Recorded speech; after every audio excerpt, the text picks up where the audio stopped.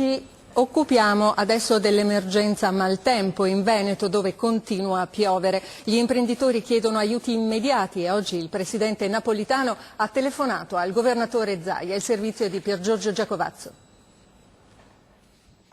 Con le nuove piogge in Veneto torna la paura. Gli sfollati dell'alluvione sono ancora migliaia, ma si teme anche per l'economia. Nelle province di Padova e Vicenza molte aziende, in particolare quelle agricole, restano chiuse, inagibili per il fango, per i macchinari danneggiati. Gli animali annegati sono oltre 300.000. A giudicare dalle condizioni di alcune zone è difficile ipotizzare una data di riapertura. Chi può, aiuta. È vostra questa azienda?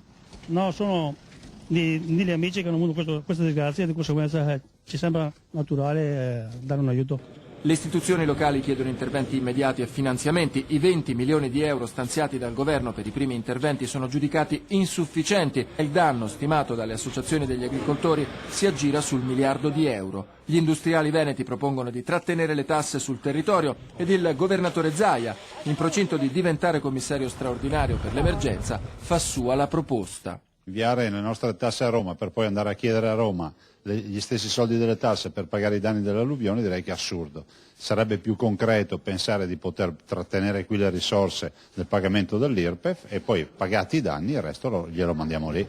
Domattina la Giunta regionale veneta si riunisce per fare il punto sull'alluvione, ma per la conta complessiva dei danni è ancora presto. La lotta contro l'acqua ed il fango prosegue senza sosta. La montagna è minacciata dalle frane e la protezione civile mette in guardia per la tenuta dei fiumi. Piogge abbondanti potrebbero portare al cedimento di nuovi argini.